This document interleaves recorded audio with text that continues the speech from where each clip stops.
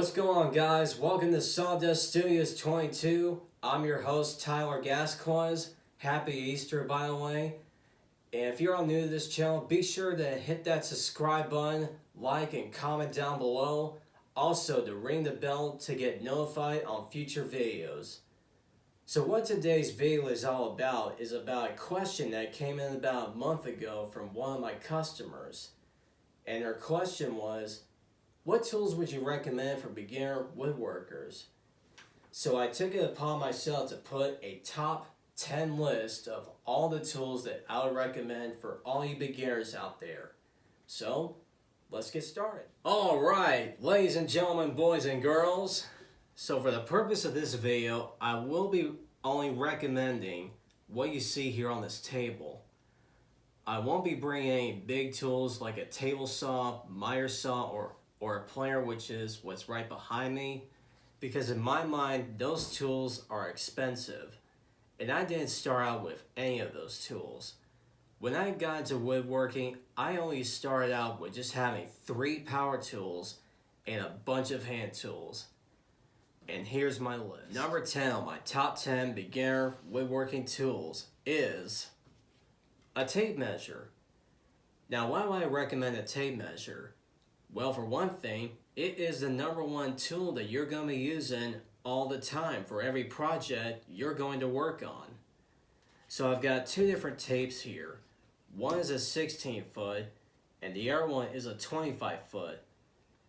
You can also get some that are either in 35 foot or 30 foot. You can also get some that go up to 100 feet. That is pretty long. But the 2 that I recommend are either a 16 foot or a 25 foot. But the #1 thing that I recommend for all you beginners out there, and I'll show you,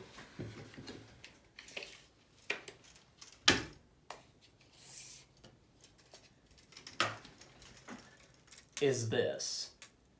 As you can see on the 16 foot tape, it shows all of the marking increments, but the 25 foot doesn't.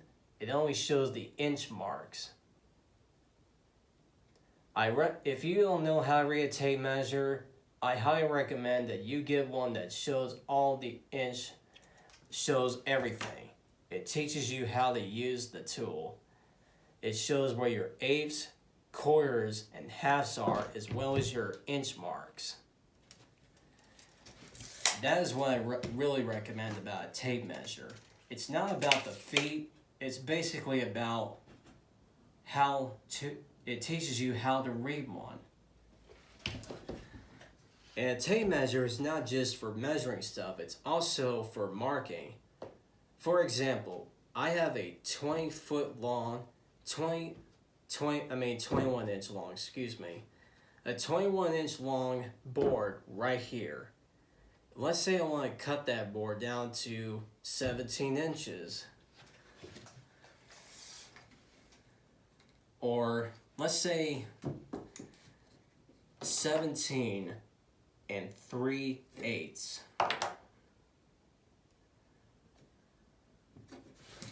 Alright. I don't know how well I'm going to do this, but we shall see.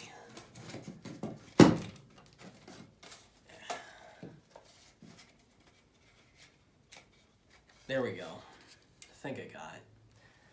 Alright, so roll out your tape and find your 17 3/8 mark. So there's 17, but go down to where it says 3/8. It tells you that it is 17 3/8. Mark it, which I already did. And when you go to cut that board, it will already be 17 3/8 even. So that's number 10. Let's go to number 9. Number 9 is a crowbar. Now let's say you're working with a lot of reclaimed wood that you found from the landfill, or you found it somewhere else that somebody offers it for you for free.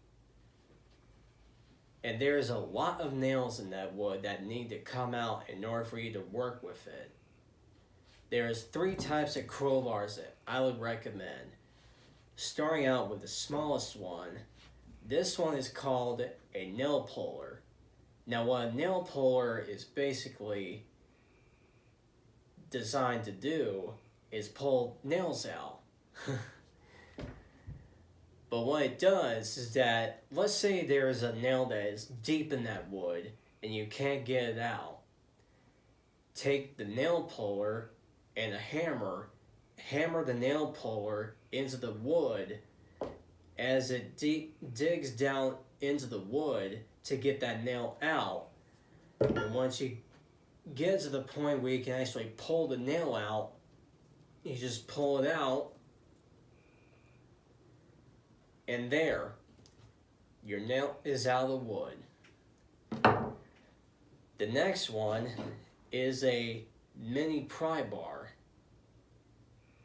So let's say that there's nails in the side of the wood or on top of it that are exposed, that are easily to get out. And you don't need a lot of leverage. This is what I recommend. You can either do it like this or like this. I always prefer to do it like this because you have more leverage, obviously. Now, let's say you're trying to pull out very big nails. Nails with either big heads or they're very thick and you just don't have enough leverage to get them out. For that, I recommend this big guy, the wrecking bar. Basically a 36-inch wrecking bar. Now, this is what I use on big nails. And this is probably the one that I use 90% of the time. Because for the wood that I collect, all the reclaimed wood that I collect, which has a lot of nails in it, this is big nails in it, this is what I recommend. Because the reason why I like it, it's long and it gives you more leverage to pull the nail out. So the longer the bar, the more leverage you're going to have pulling whatever's in the wood out. Number 8 is a sander. Now the 2 sanders that I recommend are a little sanding wedge that can take changeable sanding discs and an electric palm sander. Now, let's say you're working on a big project and you need it done quickly. This is what I would pick up. This is what's called a random orbit sander. Now, power sanders, they come in different shapes, sizes, and types. The random orbit sander is the one that I use all the time. And the reason being is because what a random orbit sander does, the way how it works is it both creates a vibration and a spinning pattern. So as that pad is vibrating, it also spins it, gives you a much more finished look to your project. Now let's say that you just need like a couple of swipes. You're doing some rough carpentry, or if you're looking to get rid of some splinters really quick, this is what I would pick up.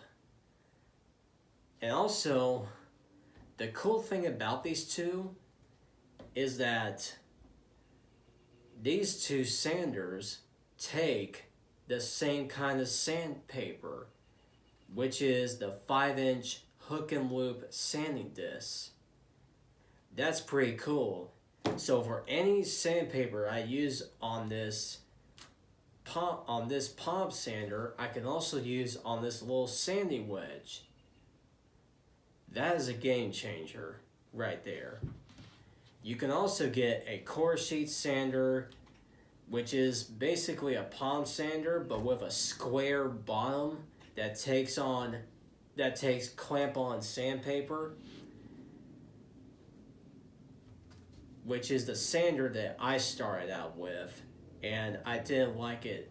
Started to not like it after a few years of using it. But when I started to use one of these, man, it was so much better. Like, the biggest issue I have about the core sheet palm sanders is that the sandpaper rips.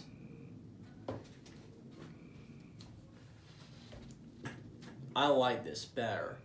Reason being is because the sandpaper doesn't rip and it doesn't fall off.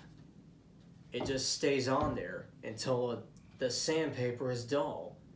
So you don't have to spend more money in the long run. And there's also another sander that you can get, what's called a belt sander. Now a belt sander is a sander that basically spins the sandpaper kind of like a track on a bulldozer. Tracks on a bulldozer. And it's basically designed to remove the most material in the shortest amount of time. But the one sander that I recommend for everyone is this one, because you can just do about anything with it. It's good for rough sanding and finish sanding, as well as this guy. These are the two that I recommend. Number 7 is a speed square. Now, this one that I believe is a tool that I think everybody should have. It has a 90-degree line this way and a 45-degree line this way. So let's say you want a perfect straight line or a 90-degree angle. Let me mark something right quick. Now, let's say you want that 90-degree line. Take your square with the 90-degree mark, line up with your mark on your board that you just drew, hold the square firmly, and make your mark with your pencil, or line I should say, and there, you have a perfect 90-degree line. You can also do the same thing on a 45. Same thing. Use the 45 line, hold the square firmly, make your line with your pencil. Now you have a perfect 45-degree line. I have a future video on how to use one of these down the road, so be sure to look out for that in the future. Now let's say you want to cut a different angle. Let's say you want to cut 35 degrees. So right here on the square is a pivot point. So let's say you want to cut 35 degrees. So take your square, turn it like this until you hit that 35-degree mark. Then take your pencil and make your line. Now you have a perfect 35-degree angle. You can also use it for cutting different stuff, like for cutting You can also use it for cutting rafters, which I'm not going to get into, but there's many things you could do with this thing. I highly recommend. Number 6 on the list is a level. Now, like tape measures, levels come in different lengths, but the only two that I would recommend is a 2-foot level and a little torpedo level like this.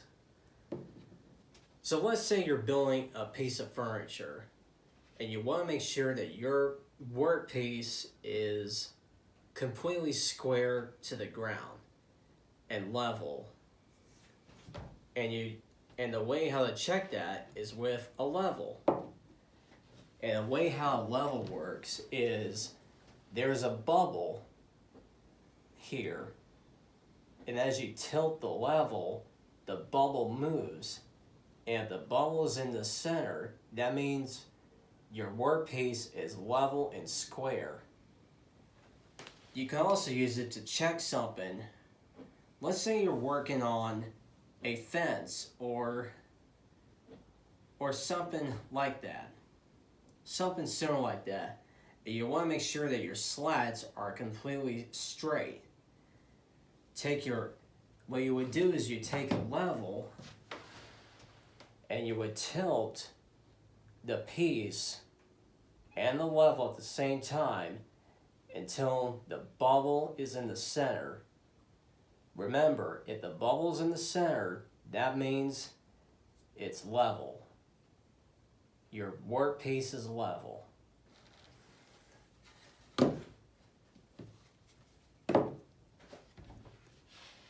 So that is definitely something that is a tool that I recommend for anybody. A tool that everybody should have. It's not just for squaring something or checking something for level. You can even use one of these to hang a picture in your house. You could do lots of things with a level. Moving on to number 5. A cordless drill driver. Now, if I were to go buy a drill, this will be the first drill I would buy because you can just do about anything with it. You could use it for drilling holes.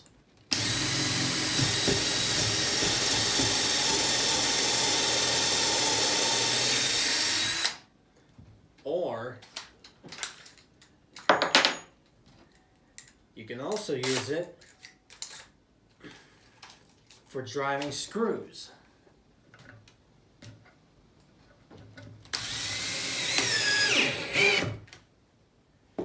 Simple as that. Now, so on some drills here would have a clutch setting, meaning that depending on, let's say you're putting a fastener into your workpiece and you don't want that screw to go all the way in, like you want to leave the screw proud. On the drill, this is a clutch setting. So if you're driving a screw, that clutch will engage. As you hear that noise, that is the sound of the clutch engaging. But let's say you're drilling holes. There is a mode, I don't know if you can see it, but that mode right there is drill mode, meaning that it will go drive the screw in all the way. As you can see that the clutch is not engaging. You can also use an impact driver, which is a drill, a cordless drill, but it works more like it has a hammering motion. So not only it's turning that screw, but it's also hammering that screw into the wood, gives it more force to drive it. But if I were to get into woodworking, this is the ticket right here. Driving screws or drilling holes. Number 4 on the list, a block plane. So a block plane or hand plane is great for, let's say, for fixing a piece of wood, or like if there's a hump in the board or the edge is crooked, this thing can fix it. It can flatten that board or flatten the edge of it to make it straight. Now with a plane, the one thing you always want to keep in mind, you want a plane with the grain. So you want to check the direction of the grain of the wood that's going in, because it does matter. So let's say you have a hump in the wood and you need to take it out. All you need to do is do a couple passes like this. Or on the side, the edge of the board, do the same thing. Like just a couple passes, and you're done. Your board is fixed. If it takes more swipes to do it, then no problem. You just keep playing it until the board is fixed. Now there's other planes that you could buy as well. You can either get a bench plane, which is a two-handed plane, and it's primary to playing with the grain, like playing the surface of a board. And there's also specialty planes too, like a rabbiting plane, or other ones that I really don't know what they're called. But if I were to go buy a little hand plane, this is what I would get, because you can just do about like everything else that I have shown here tonight. You can do anything with it, pretty much anything with that application. Number 3, clamps. Now clamps, in my mind, it's almost like having a third or fourth hand. So that way you can use both your hands to work. And clamps, just like tape measures and levels, they come in different sizes. And clamps, they're great for a lot of things. From holding your project together as you're or you can also use them to hold your board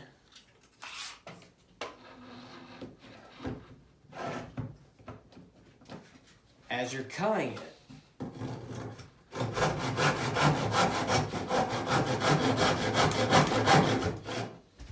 Just like that.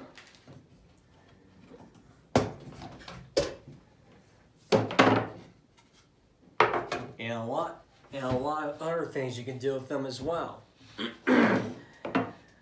So there's a lot of types of them out there. These are what I think are called quick clamps, I think. But anyway, the way how these kind of clamps work is that there's a button right here that you press down, and it allows you to move the clamp manually to either let go of something, to release something, or to move it to the proper height so you can pull on the trigger and squeeze your piece together. Another clamp that you can find is a bar clamp, which is also adjustable for a lot of things. You can use them for a lot of things. And there's also pipe clamps, which a pipe clamp is a clamp that is in the shape of a pipe, but it works like a bar clamp. I don't have a pipe clamp, but I plan to invest some in the future. But if I were to get into woodworking, these are the 3 sizes that I would start out with. An 18-inch, a 12-inch, and a 6-inch. These three sizes are great to start out with. And plus, if you're just doing stuff that's like around the house or weekend projects, this is what I recommend. Or if you're working on something bigger, like a dining table, or if you're working on something, whatever it is that is gigantic, then I recommend something that's like 36 inches or 4 foot or 6 feet.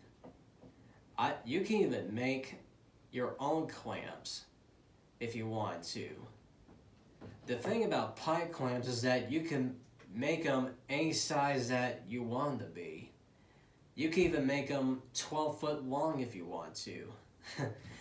But I just don't know anyone who would use that kind of length to clamp someone down. But anyway, 18 inch, 12 inch, 6 inch. 3 sizes that I would recommend for all you beginners out there. Number 2, a hammer. So, another tool that everyone needs to have, whether you're a homeowner, DIYer, or a professional. These things are great for both building and demo. Let's say and hammers come in different sizes. There's a 16-ounce hammer, which is great for trim work or mid-size work, I should say. There's a 20-ounce hammer, which I have right here, which is it's kind of good for both good for demo, framing, and trim. It's kind of like a mid.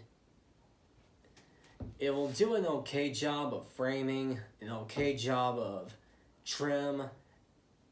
It'll definitely do a good job in demo.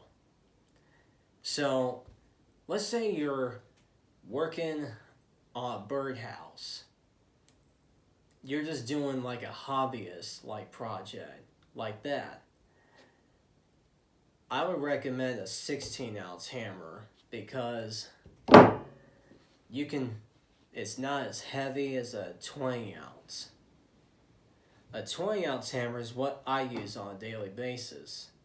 But if you're working on a birdhouse and you're using trim nails, I would definitely recommend get a set of nail punches. I usually buy these in a pack, like a big for the big nails, medium for medium-sized nails, and a small for the trim nails. And the way how that works is, let's say when you get done hammering your nail in, and you don't want your nail to be flat with the surface, take your nail set, depending on how big the head of your nail is, and just hammer that into the nail head until it's buried deep into the wood. So if there's anybody who does DIY projects, working on the week, doing stuff on the weekend with friends, or if you're just a professional and you don't need a lot of hammering power, I would definitely pick up a 16-ounce hammer or one of these. A woodworker or carpenter would have different types of hammers for different applications. But the 16-ounce and the 20-ounce hammers are what I recommend. And a good set of nail punches. Okay, so before we get to our number 1 pick, here are some honorable mentions. A chalk line, which is good for marking a good mark, basically for marking a line if you're cutting a sheet of plywood, safety glasses to protect your eyes, pencils for marking, tracing, or etc., and a dust mask for sanding or if you're working inside. Alright guys, so what is the number one tool for beginner woodworkers? If I were to get in woodworking, what is the number one tool that I would buy?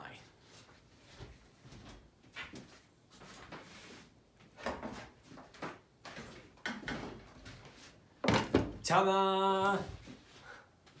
A circular saw.